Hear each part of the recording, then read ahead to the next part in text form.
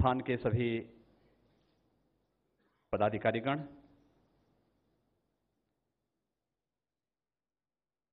उपस्थित पत्रकार बंधुओं, भाइयों बहनों, मैं न्यूज़ 18 के राइजिंग इंडिया की इस पहल का स्वागत करता हूं।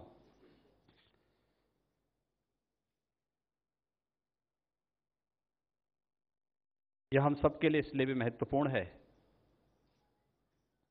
भूपेंद्र जी ने जो बात अपनी प्रस्तावना में कही भी कि उत्तर प्रदेश देश का सबसे बड़ा प्रदेश है, 22 करोड़ की आबादी,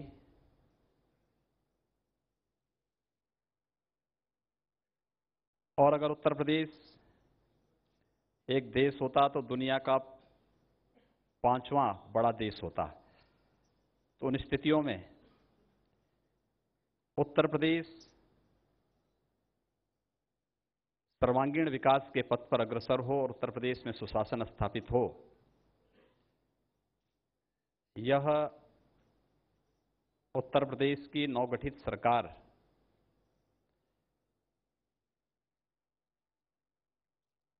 का लक्ष्य है और आदरणीय प्रधानमंत्री श्री नरेंद्र मोदी जी के सबका साथ सबके विकास के इस अभियान के साथ हम लोग आगे बढ़ रहे हैं।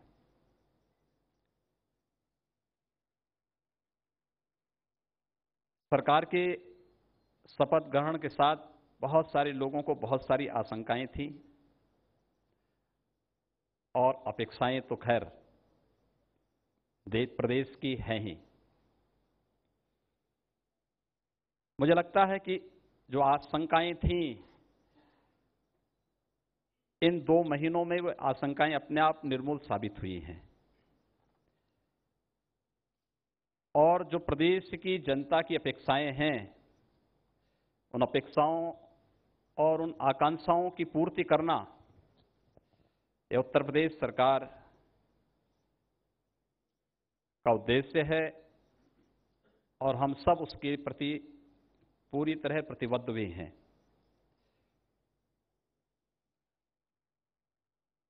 हमारे सामने चुनौतियां हैं, अनेक प्रकार की चुनौतियों का सामना हम सबको करना पड़ रहा है। विकास क्या होता है, सुरक्षा कैसे होती है, सुशासन क्या होता है, संभवतः इन 15 वर्षों में उत्तर प्रदेश की जनता लगभग भूल सी गई थी और उसका एहसास कराने के लिए ही उत्तर प्रदेश की भारतीय जनता पार्टी की यह सरकार कार्य कर रही है। हम लोगों ने प्रारंभ में इस बात को कहा कि उत्तर प्रदेश का सर्वांगीण विकास हो और उत्तर प्रदेश में सुशासन स्थापित हो। इसके लिए प्रदेश में कानून का राज स्थापित करना हम सबकी पहली प्रतिबद्धता है। एक बिगड़ी हुई व्यवस्था जहां पर अपराधी, पेशेवर माफिया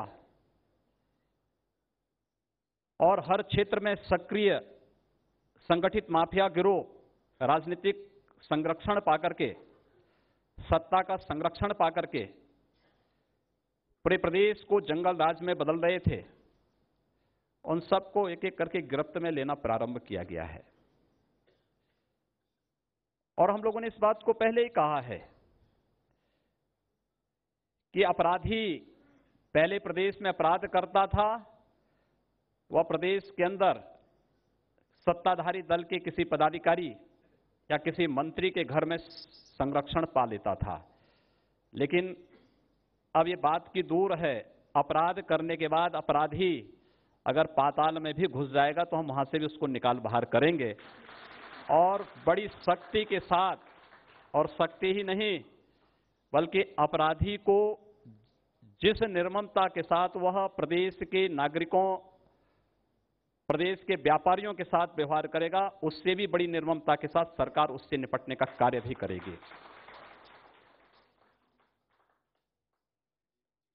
15 वर्ष का ये कूड़ा कचरा, इसको साफ करने में थोड़ा समय तो लगेगा। मेरे सहयोगियों ने यहां पर अपनी बातें बड़ी मजबूती के साथ रखी हैं और मैं उसी को कुछ आगे बढ़ाऊंगा। हम लोगों का मानना है उत्तर प्रदेश विकास की दृष्टि से, अगर हम उत्तर प्रदेश को देश के उत्कृष्टतम राज्यों में स्थापित करना चाहते हैं तो हमें इस प्रदेश के अंदर आजीविका का जो सबसे बड़ा स्रोत है कृषि, इसको विशेष रूप से प्राथमिकता देनी होगी। मुझे ताज्जुब होता है कि उत्तर प्रदेश जैसे राज्य में किसान आत्महत्या करे, ये किसी भी शासन के लिए एक चिंतन का विषय है, एक चिंता का विषय है और शर्मनाक भी, क्योंकि प्रकृति और परमात्मा ने उत्तर प्रदेश को इतना कुछ दिया और उस सब के बावजूद अगर वह बदहाल हो, कहीं ना कहीं कोई बात जरूर होगी, कहीं ना कहीं नीतियों की खामियां होंगी, कहीं ना कहीं सरकारों के खोट में, नियत में खोट होगा। किसान आत्महत्या करना प्रारंभ किया था उत्तर प्रदेश के अंदर, हम लोगों ने इसको रोका है। हमें कुछ ऐसे फैसले लेने पड़े हैं जो किसानों को तात्कालिक राहत देने के साथ साथ आने वाले समय में वह आत्मनिर्भर बन सके, उसकी आय को हम दुगना कर सकें, उसे सम्मान के साथ आगे बढ़ने के लिए हम उस प्रकार का कार्यक्रम कर सकें। और इसी दृष्टि से किसानों के कर्जों को माफ करने, यानी लघु और सीमांत किसानों के फसली ऋण को माफ करने की कार्रवाई सरकार को करनी पड़ी, लेकिन इस विश्वास के साथ हम लोगों ने किया कि प्रदेश की 22 करोड़ जनता पर हम कोई अतिरिक्त टैक्स नहीं लगाएंगे। पहली बार प्रदेश के अंदर दिखा कि किसानों को उनकी उपज का उचित दाम मिल रहा है और इस दिशा में प्रदेश के अंदर 5000 से अधिक गेहूं क्रय केंद्र प्रदेश के अंदर प्रारंभ किए गए। गन्ना किसानों के गन्ना मूल्य का भुगतान होना प्रारंभ हुआ और मुझे प्रसन्नता है कि पहली बार न केवल करंट ईयर की बल्कि पिछला भी जो बकाया था किसानों का, गन्ना किसानों का, अब तक प्रदेश सरकार लगभग 22,000 करोड़ रुपए गन्ना किसानों के गन्ना मूल्य का भुगतान करने में सफल हुई है। जो लगभग 3,000 करोड़ रुपए का बकाया है, इसे भी हम अतिशीघ्र गन्ना किसानों तक पहुंचाने का कार्य करेंगे। प्रदेश के अंदर किसानों की बदहाली का कारण सरकारों की उपेक्षा तो थी ही, समय पे बीज नहीं मिलना, समय पे खाद नहीं मिलना, लेकिन साथ साथ उन्नत तकनीक भी किसानों को न मिलना भी इसका एक कारण था। आदरणीय प्रधानमंत्री जी बार बार इस बात को कहते हैं कि सॉइल टेस्टिंग लैब स्थापित होनी चाहिए, किसानों को सॉइल टेस्टिंग कार्ड दिए जाने चाहिए। प्रदेश में इस पर कोई कार्य नहीं हो पाया, लेकिन हम लोगों ने कार्य प्रारंभ किया है। प्रदेश के अंदर किसानों को आधुनिक तकनीक देने के लिए राज्य सरकार के 4 कृषि विश्वविद्यालय हैं। उन 4 कृषि विश्वविद्यालयों के साथ प्रदेश के अंदर कृषि विज्ञान केंद्र, जिस पर 100% जो भी वित्तीय भार है भारत सरकार के द्वारा वहन किया जाता है, उनका उपयोग नहीं हो पाता था। कृषि विज्ञान केंद्र तो हैं, लेकिन वे एक 100 पीस बन गए थे। हम लोगों ने निर्णय लिया, विश्वविद्यालयों के साथ बैठ करके कृषि मंत्रालय ने निर्णय लिया कि उनको वित्तीय स्वायत्तता दी जाए। वहां पर तैनात कृषि वैज्ञानिकों और कृषि विशेषज्ञों को उस क्षेत्र विशेष में, उस क्षेत्र विशेष के अंदर किस विशिष्टता के साथ, कृषि की किस विशिष्टता के साथ वे कार्य कर सकें, इस प्रकार की पूरी वहां पर स्वायत्तता उनको दी जानी चाहिए।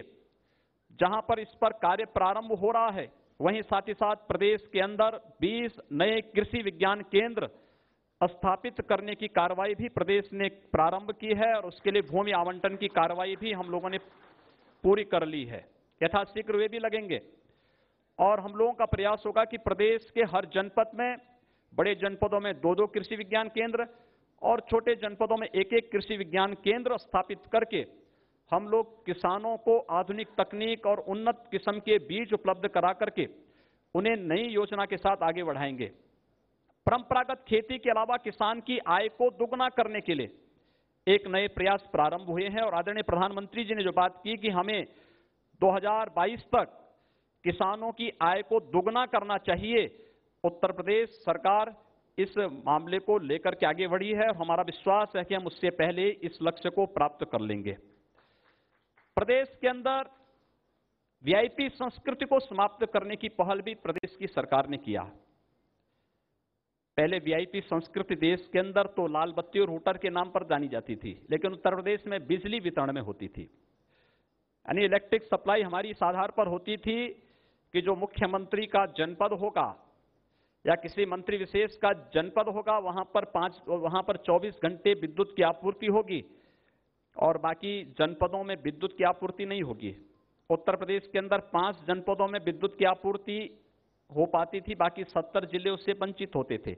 हम लोगों ने इस वीआईपी संस्कृति को समाप्त किया है। हम लोगों ने कहा कि प्रदेश के अंदर लोकतंत्र में यह भेदभाव ठीक नहीं, हम पूरे प्रदेश के अंदर विद्युत का वितरण समान रूप से करेंगे।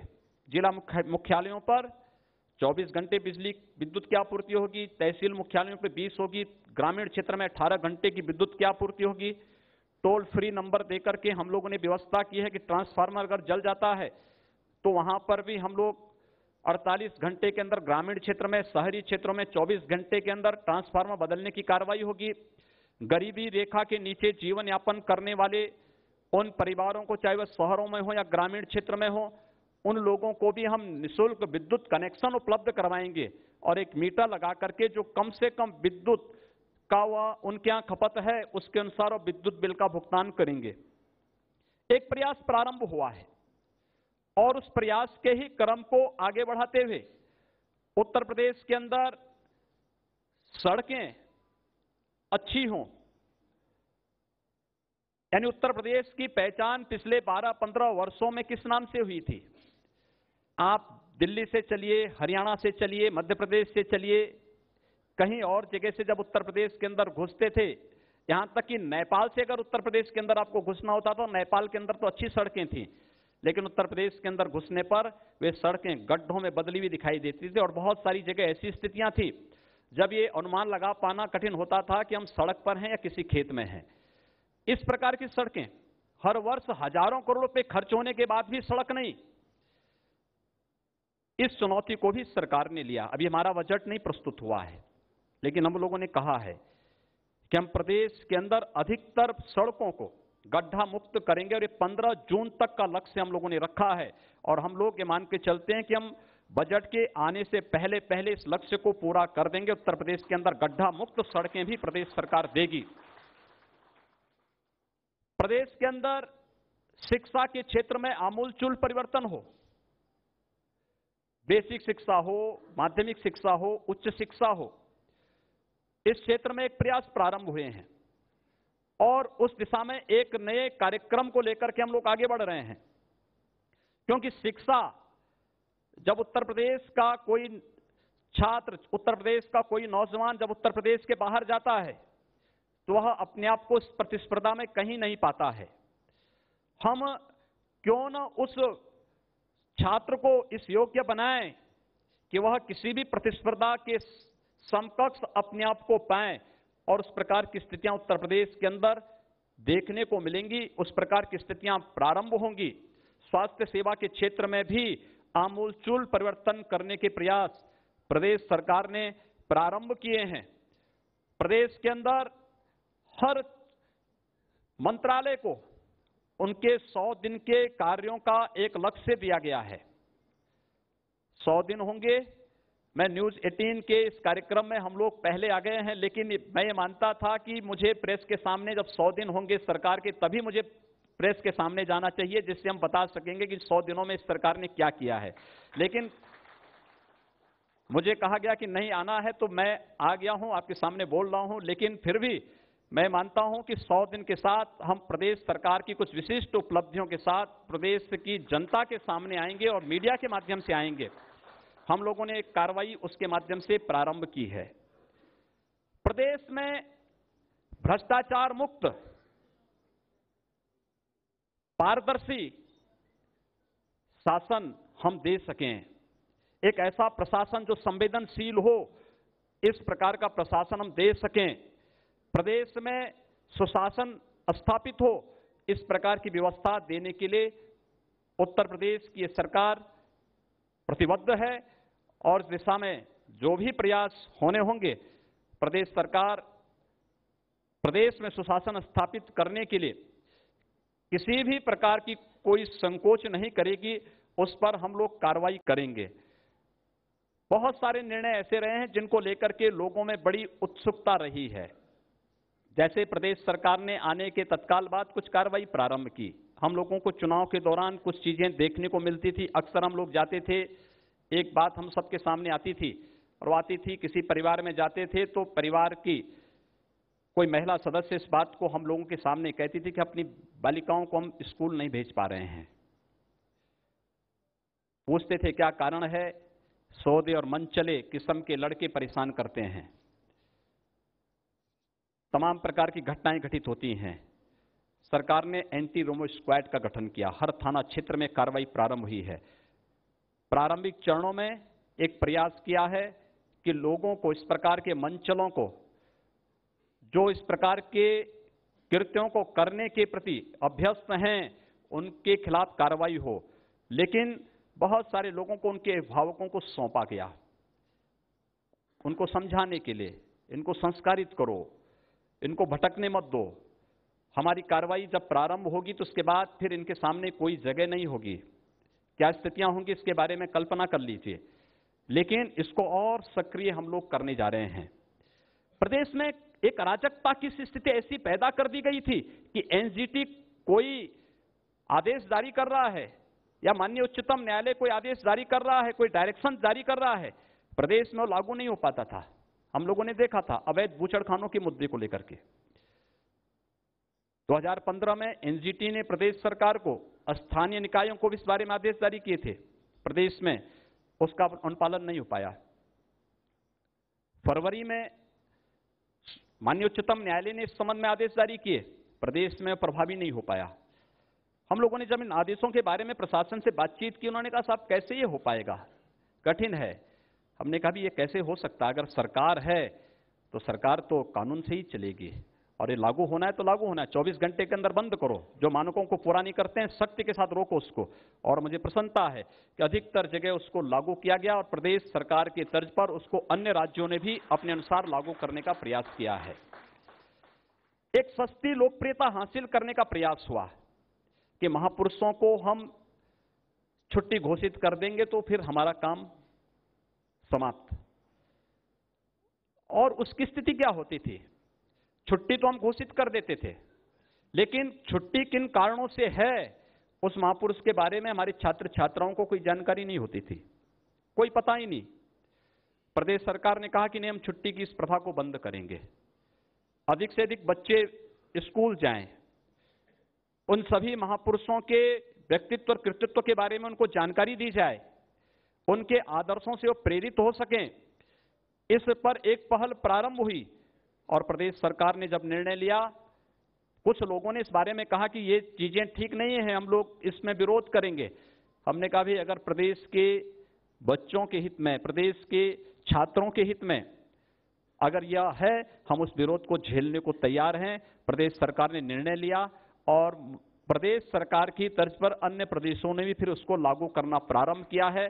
और हम लोग इस बारे में कह रहे हैं कि केवल उन 15 महापुरुषों के ही नाम पर नहीं, बल्कि हर क्रांतिकारी के नाम पर, इस देश के हर उस महापुरुष के नाम पर हम पाठ्यक्रम का हिस्सा नहीं बनाएंगे, उनके बारे में बच्चों को बताएंगे, विद्यालयों में इसके बारे में कार्य करेंगे। प्रदेश के अंदर हम लोगों ने कुछ अन्य कार्यक्रम प्रारंभ करने का एक प्रयास किया। पाठ्यक्रम में जब हमारा अगले वर्ष एक आमूलचूल परिवर्तन पाठ्यक्रमों के माध्यम से हम लोग देंगे, तो आपको देखने को मिलेगा कि उस समय देश के अंदर जो क्षेत्रीय विविधता है, हम उन भाषाओं को भी, मराठी को उत्तर प्रदेश के अंदर पाठ्यक्रम का हिस्सा क्यों नहीं बनाया जा सकता? तेलुगु को क्यों नहीं बनाया जा सकता? मलयालम को क्यों नहीं बनाया जा सकता? तमिल को क्यों नहीं बनाया जा सकता? अगर अलग अलग क्लास में इन भाषाओं को भी हम पढ़ाना शुरू करें और इसके बाद हम यह भी व्यवस्था करें कि एक स्तर के बाद हम किसी अन्य विदेशी भाषा को भी, वह जर्मन हो सकती है, फ्रेंच हो सकती है, जापानी हो सकती है, किसी अन्य भाषा को भी हम पाठ्यक्रम का हिस्सा बनाना प्रारंभ करें, और यह हम पाठ्यक्रम के अंदर इन सभी बातों को समावेश करने जा रहे हैं। इस दिशा में महाराष्ट्र के साथ उत्तर प्रदेश सरकार एक एमओयू पर साइन करने जा रहा है, जिससे हम इस व्यवस्था को आगे बढ़ा सकें कि महाराष्ट्र के अंदर हिंदी का विरोध न हो और उत्तर प्रदेश के बच्चे भी मराठी पढ़ सकें। इस सांस्कृतिक एकता का एक नया केंद्र उत्तर प्रदेश बनेगा, तो उत्तर प्रदेश के अंदर उत्तर प्रदेश की उन क्षेत्रीय भाषाओं को भी, भोजपुरी क्यों विद्यालय का हिस्सा नहीं बन सकती? अवधी क्यों नहीं बन सकती? ब्रिज क्यों नहीं बन सकती? बुंदेलखंडी क्यों नहीं बन सकती? इनको भी हम पाठ्यक्रम का हिस्सा बनाएं। इस दिशा में भी एक प्रयास हम लोगों ने प्रारंभ किया है और अगले वर्ष तक हम इसको पाठ्यक्रम का हिस्सा बनाने का प्रयास कर रहे हैं। बहुत सारे चीजें हैं जिनको लेकर के प्रदेश सरकार आगे आना चाहती है, और मैं चाहूंगा कि मेरे सहयोगी यहां पर बहुत सारी बातों को कहे भी होंगे। बाकी तो बहुत सारी चीजें ऐसी होंगी कि जिनको आप लोगों को समय समय पर सुनने का अवसर प्राप्त होगा, देखने का अवसर प्राप्त होगा, सरकार की कार्य पद्धति के माध्यम से देखने को मिलेगा भी। सबसे बड़ा, जब लोग मुझसे पूछते हैं कि आपकी सरकार की उपलब्धि, मैंने कभी 2 महीने के अंदर हम उपलब्धि क्या बता दें, लेकिन मैं ये कह सकता हूं उत्तर प्रदेश की 22 करोड़ जनता के अंदर हम लोगों ने एक विश्वास भरने में हम लोग सफल हैं, और उत्तर प्रदेश का जो जन विश्वास है ये हम सब की सबसे बड़ी ताकत है, और इस ताकत के बल पर हम सब इन चुनौतियों का मुकाबला करने में सफल होंगे जो हम सब के सामने वर्तमान में दिखाई दे रही हैं। मैं एक बार पुनः टीवी 18 के इस कार्यक्रम में आमंत्रित करने के लिए हृदय से साधुवाद दूंगा और विश्वास व्यक्त करूंगा कि सरकार के इन कार्यक्रमों को आगे बढ़ाने में ये सभी टीवी 18 के साथ जुड़े हुए जितने भी हमारे चैनल हैं, ये सब अपनी सकारात्मक भूमिका के साथ सामने आएंगे, क्योंकि सकारात्मक भूमिका की अपेक्षा हम इसलिए भी करते हैं, जब आप अपराध दिखाते हैं तो वह अपराध की मानसिकता ही लोगों के अंदर घुसती चली जाती है। जिस दिन आप उस नकारात्मकता को छोड़ देंगे, उन अपराधी और उस प्रकार के तत्वों को बहुत महिमा मंडन करना बंद कर देंगे, तो मेरा विश्वास है कि बहुत सारे लोग जो अच्छे रास्ते पर चलना चाहते हैं वे अच्छे रास्ते पर आगे बढ़ते हुए दिखाई देंगे, और एक प्रयास हमारे स्तर पर होना चाहिए। बहुत सारी चीजें हैं जिनके बारे में मुझे लगता है कि यहाँ पर अभी भूपेंद्र जी पूछेंगे ही, उसके बारे में हम बताएंगे भी। आवास योजना में, स्वास्थ्य के क्षेत्र में, या फिर ग्रामीण विकास के क्षेत्र में प्रदेश के अंदर, प्रदेश देश का एक विकसित राज्यों में स्थान पा सकें, इस दिशा में हमारा रोड मैप क्या है, प्रदेश के अंदर अन्य किन कार्यों, किस दिशा में प्रदेश की सरकार चलना चाहती है, इसके बारे में मुझे लगता है कि यहाँ पर पूछेंगे। मैं सारी बातें यहीं पर कह दूंगा तो फिर उनको पूछने के लिए कुछ मिलेगा नहीं, इसलिए मैं चाहूंगा कि वे यहीं पर उसके बारे में जानकारी ले लेंगे तो अच्छा होगा, हम उसके बारे में बताएंगे। लेकिन मेरा विनम्र अनुरोध होगा, आग्रह होगा मीडिया से खासतौर पर, कि अगर वह एक पॉजिटिव दिशा में सोचना प्रारंभ कर देगी, बड़ी मानसिकता का बदलाव प्रदेश के अंदर देखने को मिलेगा, देश के अंदर देखने को मिलेगा। क्योंकि केंद्र सरकार ने और प्रदेश सरकार ने, केंद्र सरकार ने 3 वर्ष के अपने कार्यकाल के दौरान जो कार्य किए हैं, उन उपलब्धियों को जनता तक पहुंचाना। 2 महीनों के अंदर ही प्रदेश की सरकार ने जो फैसले लिए हैं और जिस तेजी के साथ उसको क्रियान्वित करना प्रारंभ किया है, अगर उस दिशा में एक पॉजिटिव पहल आपकी तरफ से हो जाए, एक सकारात्मक पहल आपकी तरफ से हो जाए, तो बहुत कुछ परिवर्तन हम लोगों को देखने को मिलेगा और उसके सकारात्मक परिणाम भी हम सबके सामने दिखाई देंगे। मैं एक बार पुनः राहुल जोशी जी को, भूपेन्द्र चौबे जी को, सुरेश रैना जी, मनोज राजन त्रिपाठी जी, अविनाश कौल जी और उनके सभी सहयोगियों को यहां पर मुझे मौका देने के लिए हृदय से साधुवाद देता हूं। धन्यवाद।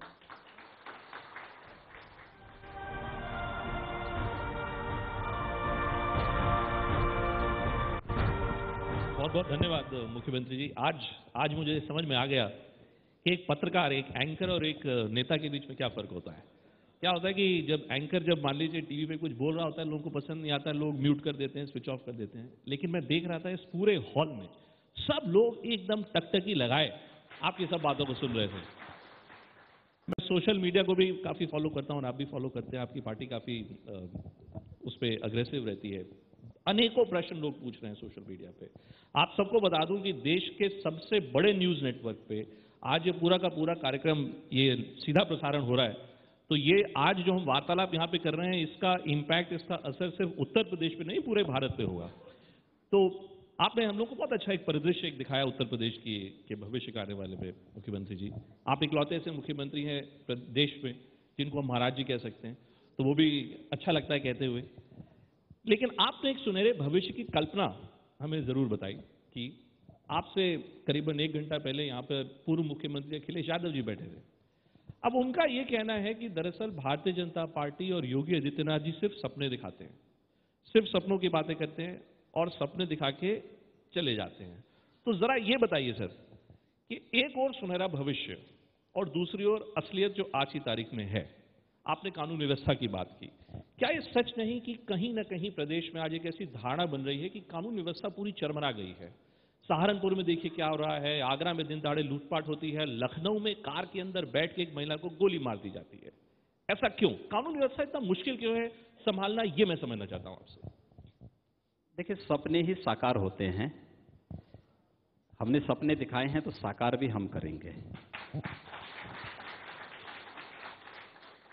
कानून व्यवस्था हम सबके सामने एक चुनौती है और मैं इस बात को विश्वास के साथ कह सकता हूं, ये जो अपराध अभी कुछ घटित हो रहे हैं, ये वह स्थिति है जैसे किसी व्यक्ति को मरना होता है ना, तेजी के साथ श्वास लेता है, तेजी के साथ श्वास लेता है। तो अपराध मुक्त प्रदेश बनाने की दिशा में एक प्रयास, क्योंकि वे जब हर मोर्चे पर विफल अपने आप को पा रहे हैं, तो अब ये चाहते हैं कि राह चलते हुए किसी राहगीर को हम गोली मार देंगे, राह चलते हुए किसी वाहन का अगवा कर देंगे, तो इससे प्रदेश सरकार की छवि खराब होगी। और आपने देखा होगा मथुरा के अंदर जिस बहादुरी के साथ हमारे जवानों ने कार्य किया है, 5वें दिन ही सभी अपराधी पकड़े गए हैं। अब हम उस तह में जा रहे हैं कि इन अपराधियों के पीछे इनके संरक्षणदाता कौन हैं, उनको भी नहीं छोड़ेंगे। एक और जगह हमारे एक व्यापारी के एक उद्योगपति का अपहरण हुआ, 3 घंटे के अंदर पुलिस ने उसको अपराधियों से छुड़वाया। क्या इससे पहले इतनी प्रभावी कार्रवाई होती थी? कभी नहीं। जो भी घटनाएं, अपराध क्योंकि एक उत्तर प्रदेश की एक संस्कृति बन चुकी थी, सुधरने में थोड़ा समय तो लगेगा, आदतों को ठीक करने में लोगों को समय लगता है, क्योंकि जिस व्यक्ति की आदत बार बार पान खा करके दीवारों पर थूकने की होती है, उसको सुधारने में कुछ समय लगेगा। अपराध करना जिन लोगों की प्रवृत्ति बन चुकी थी, उसको सुधारने में समय लगेगा। सुधरेंगे ठीक, नहीं तो प्रदेश छोड़ना पड़ेगा, नहीं तो कहीं अन्यत्र जाना पड़ेगा। कहीं अन्यत्र जाना पड़ेगा। चलिए, अच्छी बात है और पूरा हमारा समर्थन आपको रहेगा कि किस प्रकार से प्रदेश में जो अपराध की घटनाएं हो कैसे कम हो। आपने अच्छी बात कही, आपने कहा कि मीडिया को भी सकारात्मक एक भूमिका निभानी चाहिए और जाहिर तौर पर हम बिल्कुल उसमें आपके साथ हैं। लेकिन एक जो प्रश्न उठता है सर, जब आप आए, जब आप मुख्यमंत्री बने, तो सबसे पहले तो यही बताइए, और ये सवाल मैं नहीं पूछ रहा, ये सवाल पूरा देश पूछना चाहता है कि भाई महाराज जी को क्या पता था क्या कि वो मुख्यमंत्री बनने वाले हैं क्या? तब काउंटिंग हुई, इतना लंबा चौड़ा इलेक्शन कैंपेन हुआ, किसी को कोई सुध-बुध नहीं थी और यकायक आपका नाम आया। तो सबसे पहले आप यही बताएं पहले सर कि मुख्यमंत्री बनने का आपको कब इंफॉर्मेशन कब मिली, तिलक कब मिली आपको? देखिए, हम लोग एक मिशन के साथ जुड़े हैं। इस मिशन में कोई पद और कोई प्रतिष्ठा मायने नहीं रखती है। मेरी दिनचर्या वही आज भी है जो मुख्यमंत्री बनने से पहले थी। मेरी दिनचर्या वही तब भी थी जब मैं एमपी नहीं था। मेरी दिनचर्या में कोई अंतर नहीं आया है। पहले भी मैं 16 से 18 घंटे काम करता था। इस समय थोड़ा और प्रयास करना पड़ रहा, 2 घंटे और बढ़ा दिए हैं तो 18। कब फिर सर आप अगर हम 24 से 20 घंटा काम करिएगा तो? इसीलिए कह रहा हूं कि पहले 16 से 18 घंटे कार्य करता था, कुछ कार्य नहीं होता था तो गोरखनाथ मंदिर में गौशाला में जाकर के ही काम करना लगता था, क्योंकि फालतू बैठने की आदत नहीं थी। लाइब्रेरी में बैठ करके कुछ स्वाध्याय करने लगता था। कुछ नहीं होता था तो मंदिर के भंडारे में जाकर के काम करने शुरू कर देता था। कुछ नहीं होता था चिकित्सालय में जाके काम करना शुरू कर देता था। आज यहां पर पार्टी ने मुझे अवसर दिया है, उस ऊर्जा का भरपूर उपयोग करने का प्रयास कर रहा हूं। अपने सहयोगियों के साथ मिलकर के उसको और तेज करने का प्रयास कर रहा हूं। लेकिन जब पार्टी ने मुझे आदेश दिया कि लखनऊ जाना है और कल आपको शपथ लेना है, तो दिल्ली से सीधे लखनऊ आ गया। आदरणीय अध्यक्ष जी ने मुझे 17 मार्च को इस बात की सूचना दी। 16 मार्च को उनका फोन आता है, 17 मार्च को फोन आता है, 18 को मैं दिल्ली जाता हूं, दिल्ली से लखनऊ आता हूं, 19 मार्च को शपथ हो जाता है। तो ये सब घटनाक्रम है। अध्यक्ष जी ने जो कहा, पार्टी ने जो निर्देश दिया, मैं लखनऊ आया हूं, मुख्यमंत्री का शपथ होता है, उसके बाद आपके बीच में काम कर रहा हूं। मतलब चुनाव के दौरान बिल्कुल आपको कहीं पता नहीं था, क्योंकि आप चुनाव के दौरान, देखिए चुनाव के दौरान हम सब इलेक्शन कैंपेन में थे लगे हुए, और सुबह से लेकर के देर रात्रि तक और कभी कभी रात्रि भर भी हम लोगों को बैठना पड़ता था। दिन भर तो इलेक्शन कैंपेन में रहते थे, रात्रि में समीक्षा के लिए कहां पे क्या स्थितियां हैं, क्या स्ट्रेटेजी होनी चाहिए, क्या कार्यक्रम करना चाहिए, कैसे कैसे कार्यक्रम होने हैं, सब पे लगे रहते थे। और राष्ट्रीय अध्यक्ष जी के नेतृत्व में जो स्ट्रेटेजी उनके द्वारा बनाई जाती थी, जिस रणनीति के अंतर्गत कार्य हुआ, बहुत मजबूती के साथ, बड़ी प्रभावी ढंग से, मुझे लगता है कि उसमें अपने आप उसका एक आनंद था। तो इन सब विषयों पर सोचने की फुर्सत ही नहीं थी। भाई रात्रि भर आपको बैठना हो और सुबह फिर इलेक्शन कैंपेन में जाना हो, तो कुछ सोचने का विषय कहां होता है। एक तो योद्धा के रूप में लड़ना है, तो हम मैदान में थे, मैदान के साथ खाली हुए, तो फिर आगे की यात्रा हमारी शुरू हुई है। एक और जो आपने सही कहा आपने कि यात्रा, एक और नई यात्रा एक शुरू हुई है। क्योंकि देखिए 2014 में क्या हुआ था, 2014 में भारतीय जनता पार्टी की सरकार बनी, नरेंद्र मोदी जी प्रधानमंत्री बने। चूंकि भारतीय जनता पार्टी का उत्तर प्रदेश में इतना अभूतपूर्व प्रदर्शन रहा, मैं जिस हिसाब से इसको देखता हूं कि 2017 में भारतीय जनता पार्टी ने एक बार फिर वही प्रदर्शन किया। अब 2019 में यदि सरकार दोबारा बननी है तो तीसरी बार उत्तर प्रदेश को एक बार फिर जीतना पड़ेगा। ये कैसे संभव होगा महाराज जी? मैंने जो रोड मैप आपके सामने प्रस्तुत किया है, मुझे लगता है कि केंद्र सरकार की जो उपलब्धियां हैं और केंद्र सरकार ने आदरणीय प्रधानमंत्री श्री नरेंद्र मोदी जी के नेतृत्व में 3 वर्ष के अंदर देश को जो कुछ दिया है, हम प्रदेश के अंदर उन सब योजनाओं को लागू करने जा रहे हैं। प्रदेश के अंदर दुर्भाग्य से 2014 से लेकर के 17 तक, यानी सरकार के आने के पहले तक उन योजनाओं को लागू ही नहीं किया गया था। हम उनको लागू करने जा रहे हैं।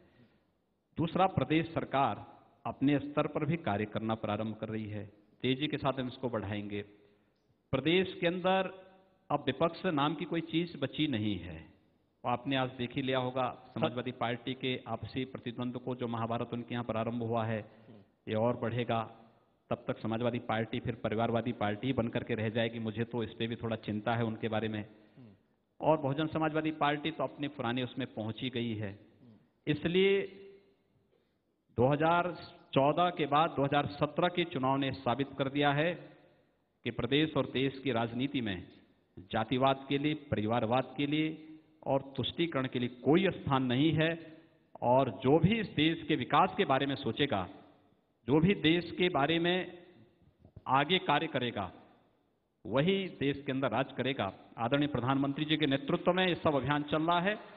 2019 में मुझे लगता है कि इससे भी अच्छा समर्थन प्रदेश और देश की जनता आदरणीय मोदी जी के नेतृत्व में भारतीय जनता पार्टी को देगी। आज एक बात जरूर कहूंगा कि केशव प्रसाद मौर्य जी देखिए यहाँ बैठे हैं, चुनाव कैंपेन के दौरान हमने उनसे बनारस में उनसे भेंट हुई। ये इकलौते एक व्यक्ति थे जो कह रहे थे साहब 300 कमल आएंगे। अब आप ये कह रहे हैं कि 2019 में यही, अब सीटें तो 81 है, तो क्या 81 के 81 कमल भाजपा के कोटे में?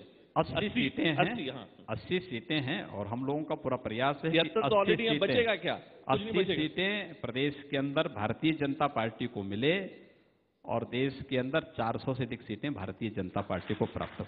तो अगर मैं, और देखिए आपके सभी नेता यहाँ पर बैठे हैं, आपके कैबिनेट मंत्री, सरकार के आपके चेहरे, दोनों आपके डिप्टी चीफ मिनिस्टर, और बड़ी तादाद में यहाँ पर उत्तर प्रदेश की जनता बैठी है और पूरा देश आपकी बात इस वक्त हमारे टीवी 18 नेटवर्क के माध्यम से सुन रहा है। अगर सर मैं ये कहूँ कि दरअसल अभी 2000 अभी तो आपकी सरकार बनी है और आप ठीक बात कह रहे थे कि अभी 60 दिन हुए हैं, 100 दिन के उपलक्ष्य में आप शायद कुछ और ज्यादा बातें बता पाएंगे। अगर मैं ये कहूँ कि 2019 का जो चुनाव है वो योगी आदित्यनाथ जी के ऊपर एक रेफरेंडम रहेगा। देखिए, इलेक्शन में हम सब के नेता के रूप में आदरणीय प्रधानमंत्री जी मोदी जी रहेंगे। मोदी जी के नेतृत्व में हम लोग पूरे इलेक्शन को लड़ेंगे और हम लोगों के सामने चुनौतियां इसलिए नहीं हैं क्योंकि केंद्र सरकार की इतनी उपलब्धियां हैं। हम 26 मई को उन उपलब्धियों के साथ सामने आ रहे हैं। सारी उपलब्धियों को आपके सामने रखेंगे, देश और दुनिया के सामने रखेंगे। इसलिए हम इसको, अब जब विपक्ष नाम की कोई चीज ही नहीं है, चिल्लाने के लिए कोई भी चिल्ला सकता है, चौराहे पे खड़ा होकर चिल्ला ले, माइक लगा के कोई भी कुछ बोल ले, लेकिन जो हम कह सकते हैं कि देश के अंदर भी और प्रदेश के अंदर भी कोई चुनौती 2019 में नहीं रहेगी। मुझे लगता है उमर अब्दुल्ला पहले इस बारे में विपक्षी दलों को अवेयर कर चुके हैं। इसीलिए वो इस प्रकार की टिप्पणियां हाँ, करते हैं। उन्होंने पहले कह दिया कि वे 2024 के बारे में सोचे, 2019 के बारे में नहीं सोचना चाहिए किसी को। लेकिन आप गणित के भी विद्यार्थी हैं। हाँ। और मुझे पता चला आप गणित के बड़े शौकीन हैं। मैंने भी सौभाग्य से गणित ही पढ़ी है, मैंने कॉलेज लेवल तक। अब गणित और राजनीति पे देखिए काफी तालमेल है, सिर्फ सीटों की बात नहीं, सिर्फ वोटों की बात नहीं। अगर मैं आपसे ये पूछूं सर कि आप एक और कह रहे हैं, देखिए कि विपक्ष तो है ही नहीं, भारतीय जनता पार्टी के लिए वो अच्छी बात है, लेकिन कहीं ऐसा तो नहीं कि एक कमजोर विपक्ष, जिस प्रकार की परिस्थितियों से हम अभी गुजर रहे हैं, सहारनपुर में जो आज घटा, आज ही पता चला कि वहां पर फिर दोबारा से वायलेंस की एक घटना घटी, मायावती जी वहां चली गई हैं, दलित समाज जो है वो दिल्ली में जाकर प्रदर्शन कर रहा है। जिस प्रकार एक समय में दलित समाज कहता था कि हम बौद्ध धर्म अपना लेंगे, अब वो कह रहे हैं हम इस्लाम अपना लेंगे। ये क्या आपके लिए एक बहुत बड़ा चैलेंज नहीं है, चुनौती नहीं है? देखिए, आप इसमें पूरे दलित समुदाय को मत मोहरा बनाइए। ये दलित वर्सेस ठाकुरवाद तो नहीं हो गया कहीं? ये कोई जातीय संघर्ष नहीं है, ये बहुजन समाजवादी पार्टी की खींच है।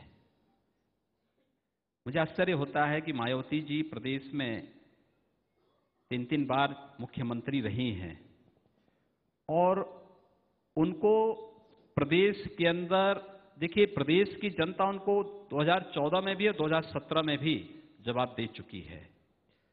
आज अपने उस वजूद को बचाने के लिए पुनः उस यानी जातीय उसका सहारा वो लेने का प्रयास कर रही है, लेकिन वो कभी सफल नहीं होने वाली हैं। आज कोई घटना सहारनपुर में नहीं हुई, नारेबाजी केवल आपस में हुई है। स्वाभाविक रूप से जब कोई नेता भड़काऊ बयान देगा तो क्रिया की प्रतिक्रिया होती होगी, लेकिन हम ये कह सकते हैं कि प्रदेश में न जातीय संघर्ष होगा, न सांप्रदायिक संघर्ष ही हम होने देंगे। प्रदेश के अंदर शांति व्यवस्था, प्रदेश के अंदर 22 करोड़ लोगों की सुरक्षा और प्रदेश के विकास के प्रति पूरी तरह प्रतिबद्ध होकर के सुशासन स्थापित करना हमारा लक्ष्य है। हम उस दिशा में कार्य करेंगे। आपने महाराज जी अभी अपने वक्तव्य में आपने कहा कि सर्वधर्म, सबका साथ सबका विकास, मोदी जी का भी यही नारा है, सबका साथ सबका विकास। इस चुनाव के दौरान एक जो बात जो हम लोगों को देखने को मिली, और हम सब लोग, सभी पत्रकार वर्ग पूरा प्रदेश घूम रहे थे, हम लोग गोरखपुर भी आए, एक जो चीज देखने को मिली हमें इस बार कि एक काफी बड़ी संख्या में संभवतः मुस्लिम महिलाएं जो 3 तलाक के मसले से काफी पीड़ित थीं, वो आपकी ओर देख रही हैं। आपसे शायद कुछ महिलाएं मिली भी, कुछ लोगों ने आपको पत्र भी लिखे, प्रधानमंत्री जी को भी पत्र लिखे गए। मैं जानता हूं कि अभी ये मसला भी सुप्रीम कोर्ट में भी लंबित है, लेकिन वो हमारी मुस्लिम माताएं बहनें जो आज आपको सुन रही होंगी, 3 तलाक के मुद्दे पर आप उनको क्या संदेश देना चाहेंगे? देखिए, अगर हम महिला सशक्तिकरण की बात करते हैं तो मुझे लगता है कि कहीं ना कहीं ये सोचा जाना चाहिए, कोई भी जाति हो, कोई मत या मजहब हो, उसके अंदर अगर कोई ऐसी रूढ़िवादी प्रथा है जो एक बड़े तबके को सम्मान से और उनके स्वाभाविक आत्मनिर्भरता से वंचित रखता हो, उनके सशक्तिकरण से वंचित करता हो, तो इस प्रकार की कुप्रथाओं को रोक लगाना ही चाहिए। और ट्रिपल तलाक का मुद्दा भी इसी से जुड़ा हुआ है। माननीय उच्चतम न्यायालय में इसमें सुनवाई चल रही है और मैं धन्यवाद दूंगा उन मुस्लिम महिलाओं को जिन्होंने इस पर पहल की है, जोरदार पहल की है, और उन्होंने इस बारे में निश्चय किया कि हम इसके खिलाफ लड़ेंगे। मैं आपको विश्वास करता हूं कि सीएम हाउस में प्रतिदिन जनता दर्शन का कार्यक्रम होता है। जनता दर्शन के कार्यक्रम में 25-30 ऐसी मुस्लिम महिलाएं आती हैं, कोई अपने बेटे के साथ, कोई अपनी बेटी के साथ, कोई अपनी मां के साथ, कोई अपनी बहन के साथ, कोई अपने पिता के साथ, कोई अपने भाई के साथ। एक ही शिकायत उनकी होती है कि हमारे पति ने हमें छोड़ दिया है 3 तलाक कह करके। ये कौन सी व्यवस्था है? आप कहां ले जाना चाहते हैं समाज को? क्या वो सम्मान के साथ इस समाज में जी नहीं सकती है क्या? और अगर ये पहल माननीय उच्चतम न्यायालय ने प्रारंभ की है तो किसी निष्कर्ष पर पहुंचना चाहिए, उन्हें सम्मान मिलना चाहिए और उनका अधिकार उनको मिलना ही चाहिए। प्रदेश सरकार इस संबंध में उनके साथ में है। मैं इससे पहले मैं एक यहाँ पे हमारी एक साथी बैठी हैं, मैं देख रहा था बहुत जोर से वो ताली बजा रही थी आपके इस वक्तव्य पे। तो अगर एक माइक अगर दे दिया जाए यहाँ पर, अगर आप मुख्यमंत्री जी सामने बैठे हैं, उनसे आप कुछ सवाल पूछना चाहें या कुछ उनको सुझाव देना चाहें। जी नमस्कार, मेरा नाम नाइश हसन है। मैं एक्टिविस्ट हूँ, मुस्लिम वुमेन्स के साथ काम करती हूँ। मैं भी आपको बहुत सी अपनी चिट्ठियाँ दे चुकी हूँ और रीता जी से मुलाकात की है। सर, मैं ये कहना चाहती हूँ कि आपके पास कानून बनाने का पावर नहीं है, लेकिन जो इतनी अर्जियां हम लोग दे चुके हैं उन पे कुछ हुआ नहीं, वो परेशान औरतें हैं। देखिए, आप उनके लिए कुछ करें तो बहुत कर रहे हैं। आप लोगों के सभी आवेदन को हम लोग इकट्ठा कर रहे हैं और हम लोग इस पे प्रयास कर रहे हैं कि ये सारे आवेदन एकजुट करके हम प्रदेश सरकार की तरफ से उन आवेदनों के साथ सुप्रीम कोर्ट में प्रस्तुत करें उनको। ये बहुत अच्छी पहल होगी, ये बहुत अच्छी पहल होगी। ये आधी आबादी को न्याय देने का है, ये केवल मुस्लिम महिलाओं का नहीं, उन सभी के लिए जो जिनकी आवाज अब तक दबी रह गई है, उन सब के सम्मान से जुड़ा हुआ मुद्दा है। इसलिए इस कुप्रथा को बंद होना ही चाहिए। प्रदेश सरकार इस पर पहल करेगी। लेकिन आपके ऐसे बड़े साथी जो कहेंगे कि इससे पहले जब आप मुख्यमंत्री थे, जब आप योगी आदित्यनाथ थे और अब आप आदित्यनाथ योगी लिखते हैं अपने आप को, आप बड़ी अलग भाषा बोलते थे और अब आप अलग भाषा बोलते हैं। क्या लोगों ने आपको नहीं समझा तब कि लोग आपको अब शायद समझने में असहज महसूस करते हैं? देखिए, योगी आदित्यनाथ जो पहले थे वही आज भी हैं। वही आज भी है। मेरे कपड़े वही हैं, मेरी भाषा वही है, मेरा हो सकता है पद बदला हो, लेकिन मैं वही हूं और आगे भी वही रहूंगा।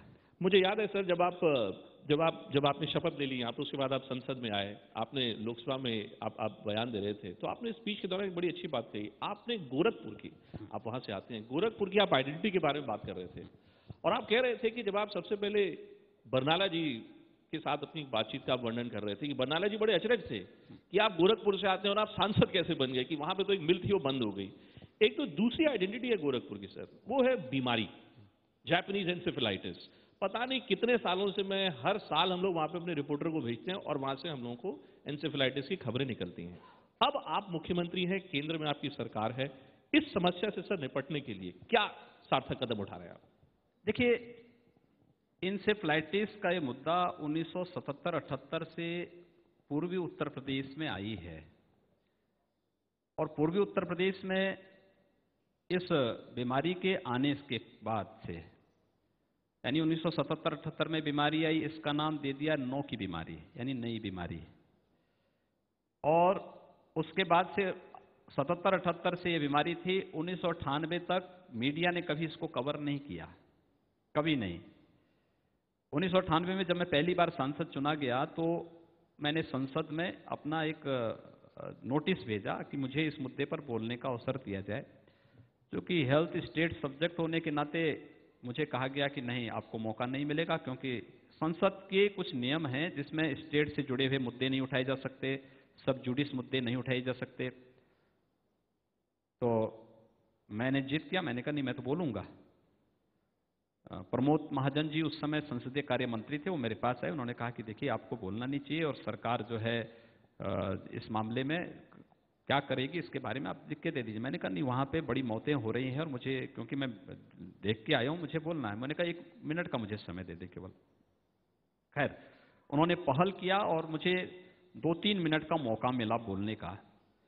लेकिन जब मैं बीमारी के बारे में बोलने, क्योंकि जब मैं खड़ा हुआ तो उस समय इसका नाम था जापानी इंसेफ्लाइटिस, तो मैंने जापानी इंसेफ्लाइटिस बोलना शुरू किया तो सदस्य हंसने लग गए। उन्होंने कहा जापानी बीमारी के कैसे बात कर रहे हैं आप? तो मैंने कहा ये उसके लक्षण इस प्रकार से हैं। तो आप आश्चर्य करेंगे, लगभग 15-16 MP खड़े हो गए। उन्होंने कहा अभी बीमारी तो हमारे यहाँ भी है, ऐसे हमारे यहाँ भी मौतें हो रही हैं। इस मुद्दे को पहली बार मैंने संसद में तब रखा और उसके बाद इसकी गंभीरता को संसद ने भी स्वीकार किया। और अब यानी कोई सेशन ऐसा नहीं होता था जिसमें इन सब बीमारियों से संबंधित विषय पर संसद में मेरे स्तर पर चर्चा ना होती हो। इसमें केवल इंसेफ्लाइटिस ही का नहीं होता था, यानी इंसेफ्लाइटिस के तो अब 2 वायरस चिन्हित हो चुके हैं, एक जापानी इंसेफ्लाइटिस, एक एक्यूट इंसेफ्लाइटिस सिंड्रोम, ये भी उसमें चिन्हित हो चुका है। लेकिन उसके बाद डेंगू भी है, कालाजार भी है, चिकुनगुनिया भी है, स्वाइन फ्लू भी है, बर्ड फ्लू भी है। इन सब पे फिर चर्चा का कोई मुद्दा होता था, लोग मुझे ढूंढते थे। मैं कहता था भाई चिकुनगुनिया के बारे में मैं जानता नहीं, वो कहते थे मटेरियल हम दे दे रहे हैं, आप उसके साथ इसको जोड़ दीजिए। बर्ड फ्लू होता था, लोग मुझे फोन करते थे, मैं कहता मैं ट्रेन में हूं, कह रहे नहीं आप ही को इस पे बहस प्रारंभ करनी है। मैं कहता मुझे जानकारी नहीं, कहते हम आपको मैटर दे देते हैं, आप पहले इसको 1 घंटा स्टडी कर लीजिए, लेकिन आपको इस पे पहल प्रारंभ करनी है, क्योंकि हम चाहते हैं कि जितने भी ये वेक्टर बॉर्न डिजीज हैं इन सबको हम एक साथ लें। और हम लोग, मुझे बताते हुए प्रसन्नता है कि जापानी इंसेफ्लाइटिस जिससे भारी पैमाने पर मौतें होती थी, हम उसको आज वैक्सीनेशन के माध्यम से जो प्रभावी कार्रवाई उसके बाद हुई है। गोरखपुर का बीआरडी मेडिकल कॉलेज अकेले मेडिकल कॉलेज है जिसमें भारत सरकार ने वायरल रिसर्च सेंटर पुणे की तर्ज पर एक नई लैब वहां दी, वह कार्य कर रही है। हम इस तरह उसको रीजनल सेंटर के रूप में डेवलप करने जा रहे हैं। वहां पर एपिडेमिक सेंटर दिया गोरखपुर में, इसको एक एपिडेमिक बीमारी के रूप में इसको स्वीकार किया और व्यापक स्तर पर इस पर कार्य प्रारंभ हुआ। लेकिन गोरखपुर और आसपास के क्षेत्रों के लिए तो प्रयास हुआ, लेकिन बाकी अन्य क्षेत्रों में वह कार्य नहीं हो पाया जो होना चाहिए था। आज दुर्भाग्य से प्रदेश के अंदर 38 जिले इससे प्रभावित हैं और जापानी इंसेफ्लाइटिस तो 3 से 4% पर आ चुकी है, लेकिन एक्यूट इंसेफ्लाइटिस से मौतें हो रही हैं, उसका कोई वैक्सीन अभी तक तैयार नहीं हो पाया है। उसके लिए स्वच्छता अभियान, देखिए प्रधानमंत्री जी के विजन को यहीं पर हम लोग दाद देते हैं और सलाम करते हैं कि कैसे प्रधानमंत्री जी ने स्वच्छ भारत अभियान चलाया। तो मैं इस बात को सोचता हूं, देखिए क्या दूरदर्शिता है। इंसेफ्लाइटिस से जो ये मौतें हो रही हैं इसका समाधान केवल इस अभियान में है। स्वच्छ भारत अभियान में इंसेफ्लाइटिस के उपचार छुपा हुआ है। एक्यूट इंसेफ्लाइटिस से होने वाली मौतें प्रदेश के अंदर 1500 से 2000 मासूम बच्चे मरते हैं और मरने वाले बच्चे अल्पसंख्यक या दलित समुदाय के होते हैं। मायावती जी एक बार नहीं बोलेगी, अखिलेश जी कभी नहीं बोलेंगे इसके खिलाफ, क्योंकि वह बच्चे वोट बैंक नहीं हैं। लेकिन मरने वाले जो बच्चे हैं 95% बच्चे अल्पसंख्यक समुदाय के और दलित समुदाय के हैं। वो लड़ाई योगी आदित्यनाथ ही लड़ते हैं या कोई अन्य कार्यकर्ता लड़ता है जिसने वोट बैंक की चिंता नहीं की है। और हम इस लड़ाई को लड़ रहे हैं। हमारे स्वास्थ्य मंत्री ने 25 मई से एक कार्यक्रम तय किया है जिसकी शुरुआत करने कुशीनगर में स्वयं जा रहा हूं। हर मंत्री को अलग अलग जिला आवंटित कर दिया गया है। 25 मई से लेकर के 10 जून तक यह अभियान चलेगा पूरे प्रदेश के अंदर उन 38 जिलों में जहां पे इंसेफ्लाइटिस या फिर एक्यूट इंसेफ्लाइटिस सिंड्रोम है। जापानी इंसेफ्लाइटिस के लिए हम लोग वहां पर वैक्सीन देंगे, लेकिन साथ साथ एक्यूट इंसेफ्लाइटिस के लिए स्वच्छता अभियान और शुद्ध पेयजल की आपूर्ति की दिशा में भी हमारे प्रयास वहां पर प्रारंभ होंगे। एक कार्यक्रम की शुरुआत हम लोग पहले ही प्रदेश के अंदर कर चुके हैं, इसको और एक नई गति देंगे। साथ साथ पहली बार ये होने जा रहा है जब प्रदेश के उन प्रभावित जिलों में सीएससी में यानी जो सामुदायिक स्वास्थ्य केंद्र होंगे उनमें भी और डिस्ट्रिक्ट हॉस्पिटल में भी इंसेफ्लाइटिस या वेक्टर बॉर्न डिजीज के सभी जो पेशेंट आएंगे उनको वहीं पर उपचार की सुविधा होगी। गोरखपुर में बीआरडी मेडिकल कॉलेज में इसके ट्रेनिंग के कार्यक्रम प्रारंभ हो चुके हैं और हम लोग देखेंगे कि ये बीमारी, क्योंकि इसमें मौत इसलिए होती है जिसको बिहार से आना है, जिसको कुशीनगर के दूर किसी गांव से आना है, जिसको महाराजगंज के किसी सीमावर्ती क्षेत्र के किसी दूर गांव से आना है, उसको आने में 5 से 6 घंटे लगते हैं। उनके पास कोई साधन नहीं है और उन स्थितियों में लटकती हुई गर्दन को लेकर के जब उस बच्चे को लेके आते हैं तो वो बच्चा वहां आते आते पहले ही दम तोड़ चुका होता है। मौत के आंकड़े उससे बढ़ते हैं। जब उसके गांव के नजदीक किसी सामुदायिक स्वास्थ्य केंद्र में उसको सुविधा मिलेगी, जिले के किसी डिस्ट्रिक्ट हॉस्पिटल में उसको सुविधा प्रारंभ हो जाएगी और निःशुल्क उपचार हम लोग वहां देने जा रहे हैं उन लोगों को, तो फिर हम मौत के आंकड़ों को कम भी करेंगे और एक स्थिति में हमें तब भी वहां पे भी आ जाएंगे जब हम इंसेफ्लाइटिस को पूरी तरह उन्मूलन करने में सफल हो जाएंगे। कोई डेडलाइन, कोई तो आपके स्वास्थ्य मंत्री यहाँ बैठे हैं, कोई डेडलाइन आपने अपने लिए अभी रखी है? हमने एक कार्यक्रम प्रारंभ किया है, हमने अपनी तैयारियां दी हैं। 2 महीने के अंदर आप मुझसे डेडलाइन पूछना चाहते हैं। 50 वर्ष की बीमारी को आप चाहते हैं कि एक झटके में समाप्त हो जाए। हम लोग प्रयास करेंगे और एक समय सीमा के अंदर इसको समाप्त भी करेंगे। आपसे बात करके एक मेरी धारणा जो बन रही है वो ऐसा एक आपके बारे में धारणा वो थी जब आप सांसद थे और हमेशा लोग कहते थे कि साहब महाराज जी जो हैं एक वर्ग विशेष के हमेशा खिलाफ बात करते हैं। लेकिन अब आप देखिए, अब आप क्या, आपने जो भी आंकड़ा जो बताया मेरे मुताबिक बहुत जरूरी आंकड़ा है और वो देश के सामने उसको जोर शोर से प्रस्तुत करने की जरूरत है कि जो सबसे ज्यादा मरने वाले बच्चे हैं, लोग हैं, वो अल्पसंख्यक समाज के हैं, वो दलित समाज के हैं और वो दल जो इन दोनों समाजों का नेतृत्व करने की बात करते हैं वो कभी इसके बारे में बात नहीं करते। तो क्या महाराज जी आप क्या लांछन की राजनीति के एक प्रकार से विक्टिम रहे हैं क्या इतने वर्षों से, अगर मैं कहूं तो? देखिए, मैं कभी इस बारे में नहीं रहा कौन मेरे बारे में क्या बोल रहा है, क्या कर रहा है। अगर मैं इसके पीछे पड़ जाता तो फिर मुझे लगता है कि बेकार है। जिसकी जो धारणा है वो अपनी धारणा को बनाए रखें और हमें जो करना होगा हम उस कार्य को बहुत तेजी के साथ आगे बढ़ा के कार्य करेंगे।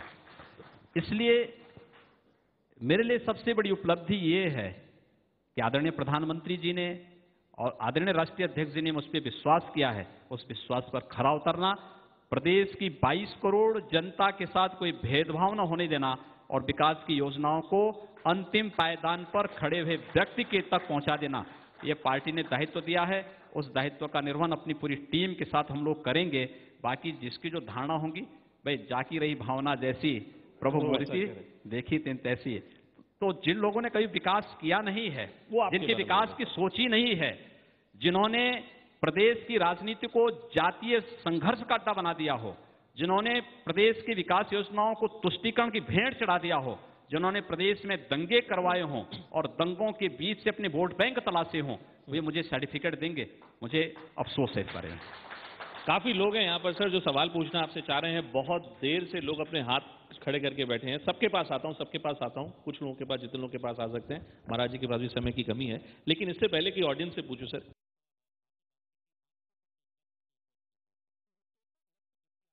बात की है वो है अयोध्या में रामलला के मंदिर बनने की। आप ही की सरकार यहाँ पर पूर्ण बहुमत, आप ही की सरकार दिल्ली में पूर्ण बहुमत। इतना तो बता दीजिए कि यह मंदिर वहां कब बनेगा सर? देखिए, हमने अपने लोक कल्याण संकल्प पत्र में इस बात का उल्लेख किया है। हम लोगों ने कहा कि संवैधानिक दायरे में रहकर के अयोध्या में भगवान राम के मंदिर के निर्माण का मार्ग हम प्रशस्त करेंगे और हमने जो अपने संकल्प पत्र में जो बातें कही हैं हम उसके प्रति पूरी तरह प्रतिबद्ध हैं। उत्तर प्रदेश सरकार इस संबंध में कहीं कोई पार्टी नहीं है। दोनों पक्ष बातचीत से किसी एक निष्कर्ष पर पहुंचते हैं और हमसे इस बारे में कोई सहयोग की अपेक्षा रखते हैं तो प्रदेश सरकार उसमें सहयोग करेगी। कोई बैक चैनल टॉक हो रहा है सर? देखिए, बार-बार सुनने में आता है हम कि लोग कोई बैक चैनल टॉक हो रहा है। हम लोग बैक डोर से कोई काम नहीं करते, फ्रंट में रह के काम करते हैं। इसलिए इसमें बैक डोर से कार्य करने की कोई आवश्यकता ही नहीं है। मुझे प्रसन्नता है, बहुत सारी मुस्लिम संगठनों ने पहल प्रारंभ की है। मेरे पास कल भी कुछ मुस्लिम संगठन आए थे। लगातार फोन से वे लोग संपर्क करके कह रहे हैं कि हम लोग मिलना चाहते हैं। अब बहुत अच्छा होगा। देश के अंदर सौहार्द की स्थापना करनी है तो हमें उन पिछली गलतियों का परिमार्जन करना ही होगा जिनके कारण विद्वेष पैदा हुआ है, जिसके कारण समाज की शांति भंग हुई है और पहल तो करनी पड़ेगी। याद करना होगा हमें इस बात को। भारत का मुसलमान भारत के ही वंशज हैं। उनको अपनी वंशावली किसी बाबर, किसी औरंगजेब या किसी तैमूर लंग के ऊपर नहीं देखना चाहिए। भारत के अंदर ही वे पैदा हुए हैं, भारत के अंदर ही उनके पूर्वज जन्मे हैं। और इस मामले में कौन ऐसा भारतीय है जो असफाउल्लाह खां को सम्मान न देता हो? कौन ऐसा भारतीय है? एक घटना हुई एक ही दिन, भारत के पूर्व राष्ट्रपति डॉक्टर एपीजे अब्दुल कलाम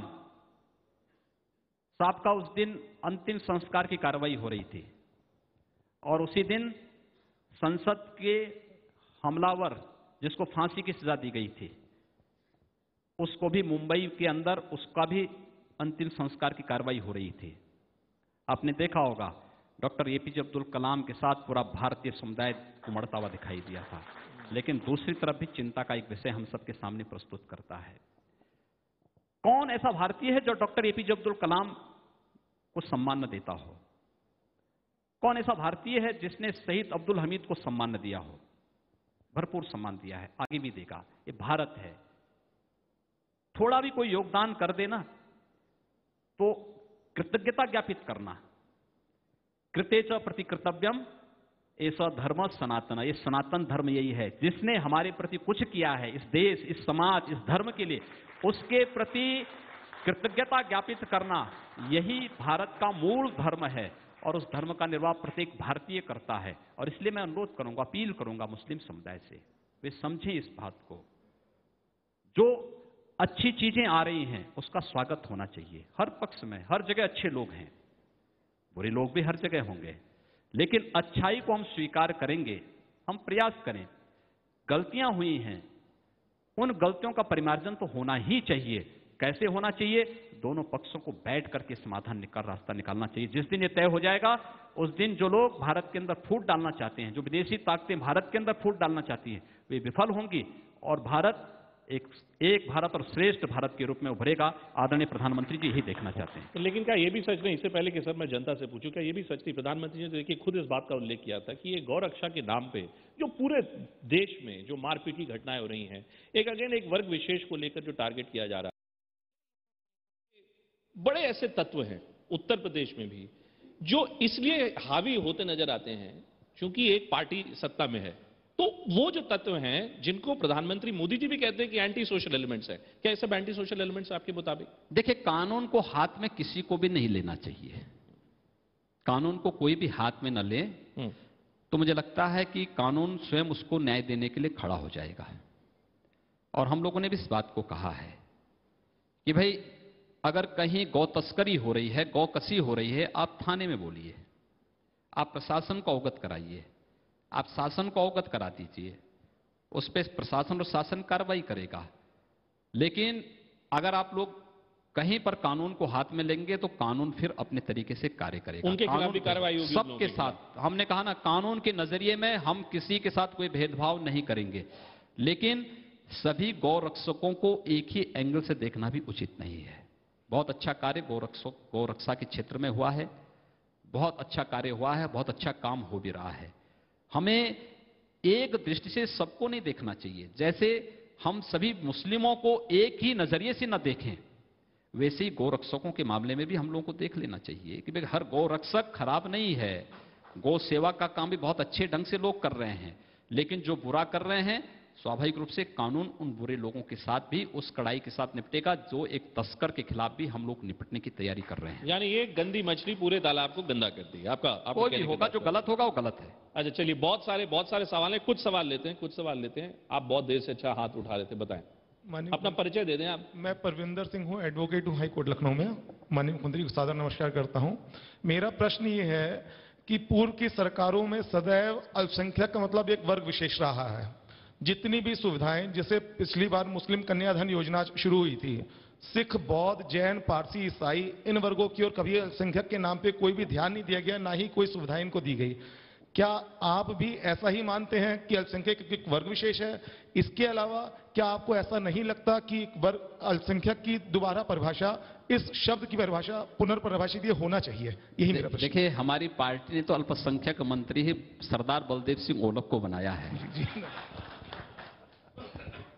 और हम लोगों को इस बात पर गौरव की अनुभूति करनी चाहिए कि हमारी सिख कौम एक ऐसी कौम है जो स्वाभिमानी है और अपने दम पर, अपने बल पर उन्होंने देश और दुनिया के अंदर राज किया है।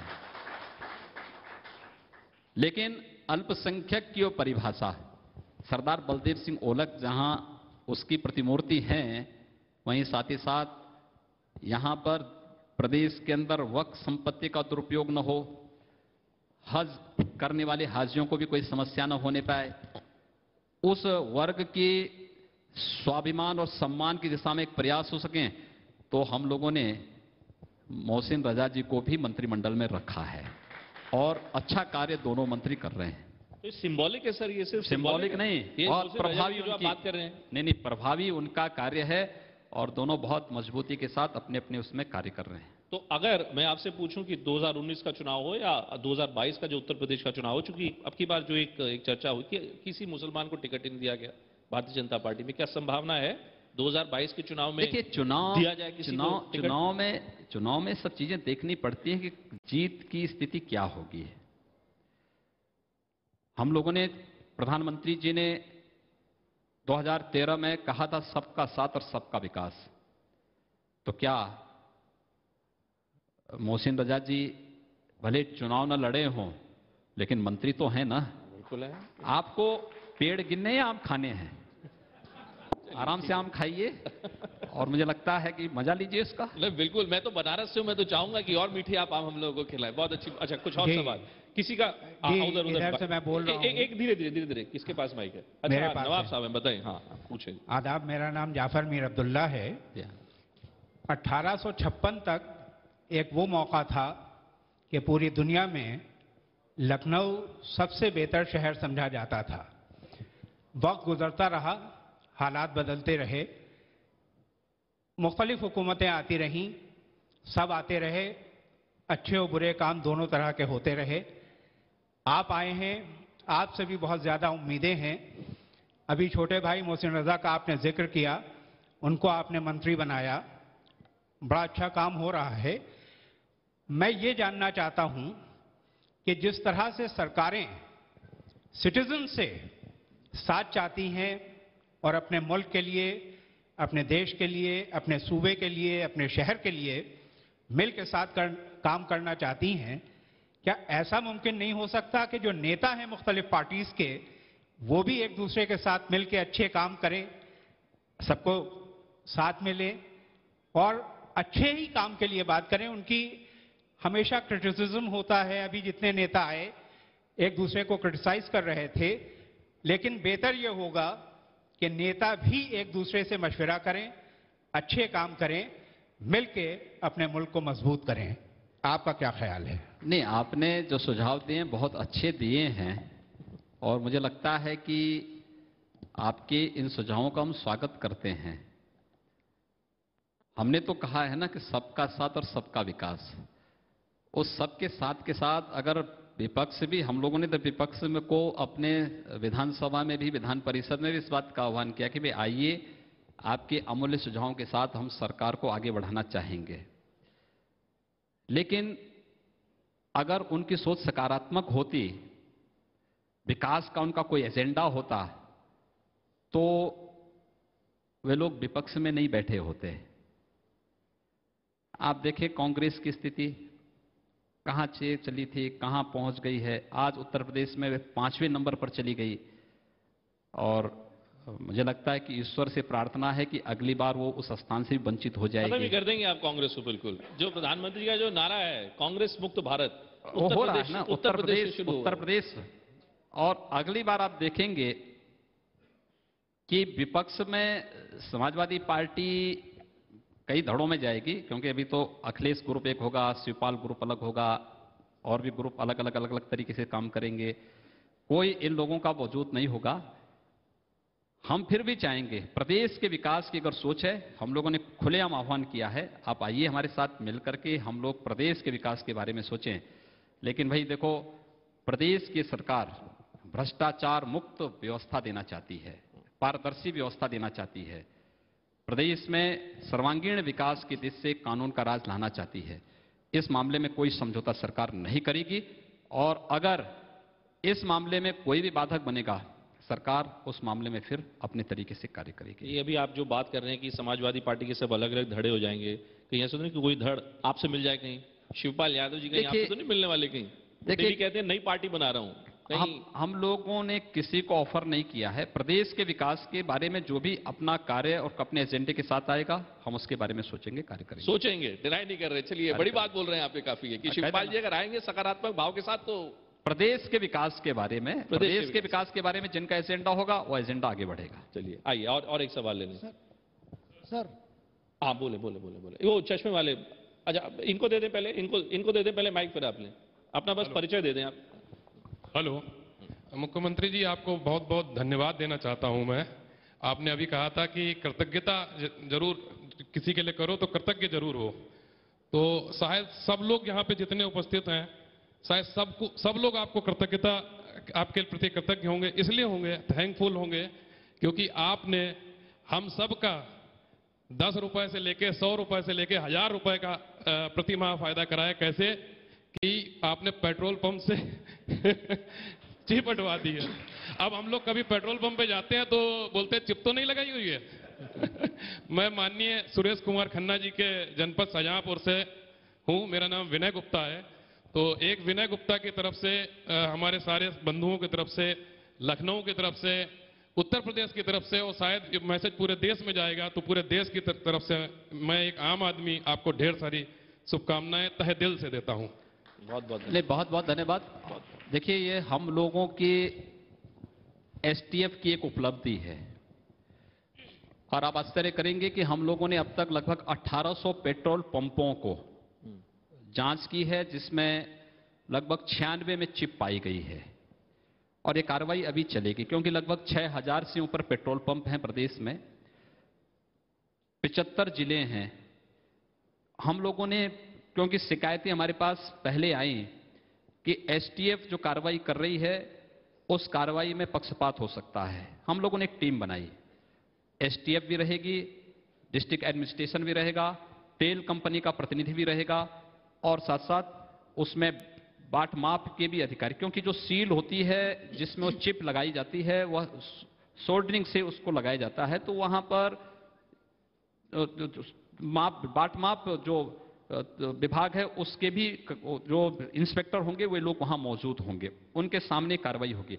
क्योंकि पूरी प्रक्रिया को 4 से 5 घंटे एक पेट्रोल पंप में, इसको जानने में 4 से 5 घंटे लगते हैं, तो बड़ी एक क्रिटिकल वो है। एक दिन में मुश्किल से 3 से 4 पेट्रोल पंप ही उससे कवर हो पाते हैं एक जिले में।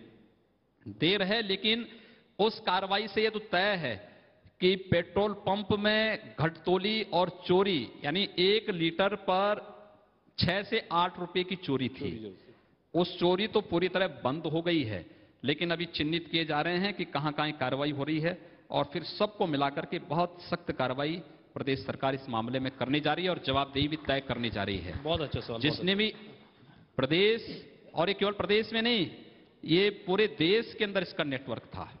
कल ही एसटीएफ ने महाराष्ट्र से 2 ऐसे लोगों को पकड़ा है।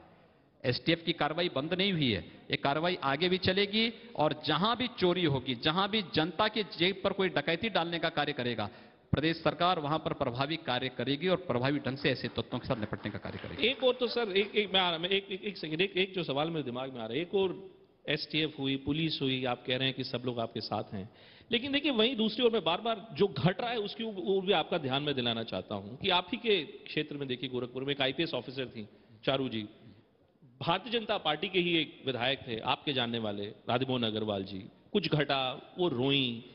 आपको नहीं लगता कि इस प्रकार की जो घटनाएं हैं इनको कंट्रोल कैसे किया जाएगा सर, क्योंकि यही है जो बार बार नकारात्मक भूमिका बनाती है आपकी सरकार की। देखिए, प्रदेश के अंदर कुछ घटनाएं घटित हुई हैं। ये जो घटना थी, ये घटना शराब की दुकान को लेकर के थी। आप ताज्जुब करेंगे, पता नहीं अखिलेश जी से आपने पूछा कि नहीं पूछा है, लेकिन इन महापुरुषों ने 2018 तक के शराब के ठेके सब दे दिए हैं और इतने मनमानेपन ढंग से दिए हैं कि हम ताज्जुब करेंगे। प्रदेश सरकार जो कार्य कर रही है, किन हालातों में कर रही है, किस परिस्थितियों में कर रही है, वह हम लोग ही जानते हैं, लेकिन हम लोग चूंकि प्रदेश की जनता की चेहरे पर खुशहाली लाने इसलिए हंस रहे हैं सबके सामने। अन्यथा जब सभी मंत्री एक साथ बैठते हैं तो सब बैठ करके चिंतित होते हैं कि कैसे होना है। लेकिन हम लोग अब मानते हैं कि हम लोग परिवर्तन कर देंगे, प्रदेश में करेंगे भी, क्योंकि चोरियों को रोकना हर क्षेत्र में इन लोगों ने ऐसे, यानी हर उसमें लीकेजेस इतने ज्यादा हैं, उनको ठीक किया जा रहा है। राजस्व की जो हानि प्रदेश को थी, यानी खनन के मामले में आप देखेंगे, भर्तियों के मामले में देखेंगे, उनकी उपलब्धियां हैं क्या। खनन के मामले में हाईकोर्ट को रोक लगाना पड़ा, भर्तियों में सुप्रीम कोर्ट को रोक लगाना पड़ा। हम लोगों ने अपने एफिडेविट के साथ हम लोग गए दोनों जगह, अपनी नई नीति के साथ गए, हमें दोनों जगह से अनुमति मिली, हम दोनों पे कार्य करने जा रहे हैं। हम 1.5 लाख पुलिस की भर्तियां करने जा रहे हैं प्रदेश में। हम प्रदेश के अंदर नई खनन नीति के साथ आ रहे हैं और आश्चर्य करेंगे कि प्रदेश को इससे जो राजस्व का लाभ होने जा रहा है। अकेले नोएडा की बात करते हैं, उस समय श्रीमती दुर्गा नागपाल की घटना घटित हुई थी नोएडा के अंदर। हम लोगों ने जब ई टेंडरिंग की प्रक्रिया प्रारंभ की तो 65 रुपए जिस खनन का मिलता था, आज उसका 450 रुपए मिल रहा है। कितना गुना है, कितना टाइम से है। ये राजस्व का लाभ प्रदेश की सरकार को होगा। हम लोगों ने कहा पूरा पैसा प्रदेश में ही नहीं आना चाहिए, डिस्ट्रिक्ट मिनरल फंड भी आप बनाइए। डिस्ट्रिक्ट मिनरल फंड से उन क्षेत्रों के विकास के बारे में भी कार्य करिए। अन्यथा होता क्या है, विकास, ये आदरणीय प्रधानमंत्री जी की सोच, यानी खनन झारखंड और छत्तीसगढ़ देगा, लेकिन वे प्रदेश हमेशा से पिछड़े रहते थे। प्रधानमंत्री जी ने व्यवस्था की कि नई खनन नीति के अंतर्गत डिस्ट्रिक्ट मिनरल फंड आप बनाइए, उसकी रॉयल्टी का पैसा स्टेट को और उन जलों में भी लगे और वहां का भी समग्र विकास हो। यही कार्य हम लोग प्रदेश के अंदर भी करना चाहते हैं और मुझे प्रसन्नता है कि न्यायालय ने हम लोगों के प्रस्ताव को स्वीकार करके हमें अनुमति दी। आने वाले समय में हम लोग इस कार्य करने जा रहे हैं। गोरखपुर की भी जो घटना थी वह अवैध शराब की दुकान को लेकर के थी।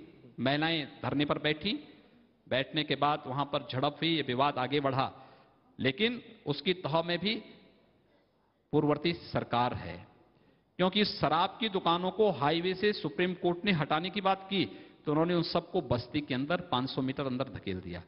500 मीटर अंदर गई तो जिस बस्ती में, किसी भी बस्ती में शराब की दुकान खुलेगी, स्वाभाविक लोगों का आक्रोश फूटेगा। ये चीजें वहां पर हुई। यद्यपि सरकार पहले ही कह चुकी है कि शराब की दुकान किसी भी बस्ती के अंदर नहीं रहेगी, किसी भी धर्मस्थल के आसपास बंद हो जाएगी। सर क्या उत्तर प्रदेश में शराब मुक्ति? मैं क्या कह रहा हूं ना, हम बंद नहीं करने जा रहे हैं, लेकिन लोगों को राहत जरूर देने जा रहे हैं। राहत देने जा रहे हैं। चलिए आखिरी सवाल लेता हूं बस। मेरा नाम डॉक्टर मौलिंदु मिश्र है। मुख्यमंत्री जी, मैं समझ नहीं पाता, हमारा प्रदेश बड़ा है, सबको स्वास्थ्य नहीं दिया जा सकता। जी। अल्टरनेट सोर्स के लिए अभी आपने सफाई की बात करी, वो एक अल्टरनेट सोर्स है। स्वस्थ रखने के लिए क्या खाद्य पदार्थों में मिलावट ना हो, इसके बारे में क्या आप कोई कार्रवाई करेंगे? नहीं, बहुत अच्छा आपने बात कही है। हम लोग देखिए, हम लोग स्वच्छ भारत अभियान के साथ तो अपने को जोड़ ही रहे हैं, साथ साथ स्वास्थ्य की भी बेहतर सुविधा हम लोग देने जा रहे हैं और खाद्य पदार्थों में मिलावट को भी रोकने के लिए प्रभावी कार्रवाई प्रदेश सरकार कर रही है और आगे और मजबूती के साथ इसको करेगी। आप इस बात से निश्चिंत रहिए, एक बार विश्वास करिए, आपके सामने रिजल्ट आएंगे। सर ये बताइए कि एक सेकंड, मैं 15 साल से आपको पार्लियामेंट में देख रहा हूं, मेरे तो बाल भी झड़ गए, थोड़ा सब कुछ हो गया, लेकिन आप जो कि त्यों हैं, मतलब आपके स्वास्थ्य का क्या राज है, जरा ये बताइए। क्या वर्जिश, खाना पीना क्या करते हैं आप? ये ऐसा देखिए, मैं नियमित, एक तो नियम और संयम से रहता हूं, दूसरा, अब एंकर कैसे रह सर नियम और संयम से, बताइए। मैं कैसे रहूं नियम और संयम से? चलिए एक सवाल है, मैडम को देते हैं, मैडम को देते हैं जी। नहीं, एक सेकंड सर, माइक में बोले, ऐसे ना बोले, माइक में बोले। नागरिकों के इन्वॉल्वमेंट की बात। अच्छा, एक मिनट, मैडम से सुनने जरा प्लीज, अगर आप इंट्रोडक्शन दे दें अपना। ओके, आई एम अस्मा हुसैन, मैं अस्मा हुसैन हूँ, आदाब। मैं एक फैशन डिज़ाइनर हूँ और एक एजुकेशनिस्ट हूँ। यहाँ पे 22 साल से एक इंस्टीट्यूट चला रही हूँ और गरीब आर्टिजन्स के साथ काम करती हूँ। मैं ये जानना चाहती हूँ कि उत्तर प्रदेश में जो महिलाएं, औरतें, एंटरप्रेन्योर्स हैं, आर्टिजन्स हैं, वीवर्स हैं, उनके लिए आपकी कोई पॉलिसीज़ हैं जो काम कर रही हैं, उनको कोई स्पेशल कोई चीज़ मिलने वाली है? देखिए, प्रदेश सरकार बिना भेदभाव के हर एक के लिए कार्य करेगी और इसके लिए तो हम लोग यानी भारत सरकार की बहुत अच्छी योजना है और उसके लिए अलग अलग क्लस्टर बना करके उनके लिए विशेष योजनाओं के साथ भारत सरकार भी आ रही है और प्रदेश सरकार भी उसी का अनुसरण करते हुए उस कार्यक्रम को आगे बढ़ाएगी। देखिए, हम विकास सबका करेंगे, लेकिन हम लोगों के किसी भी कार्यक्रम में भेदभाव भी नहीं होगा तो तुष्टीकरण भी नहीं होगा। आप विश्वास रखिए, हर एक का विकास होगा, हर एक को सुरक्षा मिलेगी और हर एक के लिए हमारा अलग अलग मंत्रालय अपनी योजनाओं के साथ आएगा। 100 दिन का जब प्रेस वार्ता हम लोगों की होगी, प्रेस के साथ हम लोग मिलेंगे, तो मुझे लगता है कि उस दिन आप लोगों को लगेगा कि वास्तव में सरकार कैसे चलनी चाहिए थी प्रदेश में, जो वास्तव में उत्तर प्रदेश यानी देश के सबसे बड़े राज्य को आगे बढ़ाती।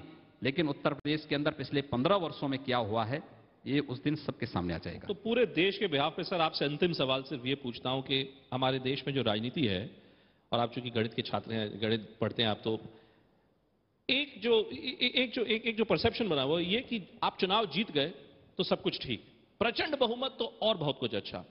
आपके लिए सफलता का क्या मायना है? आप अपने आप को सफल नेता कब मानेंगे? चुनाव जीतने के बाद कि वाकई जब जमीन पर कोई बदलाव आए? देखिए, यह हम लोगों के लिए कोई प्रतिष्ठा नहीं, कोई आभूषण नहीं, यह हमारा एक दायित्व बढ़ाता है। जवाबदेही, ज्यादा अधिक से अधिक जवाबदेही हमारी तय करता है। यह हमारी परीक्षा है और अपने कर्तव्य और अपनी परीक्षा के इन दोनों मानकों को तय करते हुए पूरी सरकार कार्य कर रही है।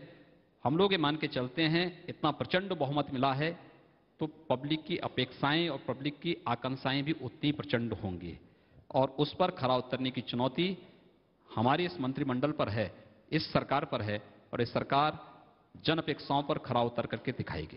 योगी जी, आपने हमारे सभी सवालों का जवाब दिया, आपका बहुत बहुत धन्यवाद। बहुत मजा आया आपसे ये साक्षात्कार करके। आप सबका भी आपको बहुत बहुत धन्यवाद। बहुत बहुत साधुवाद सबका। योगी आदित्यनाथ, जोरदार तालियां के साथ उनका स्वागत।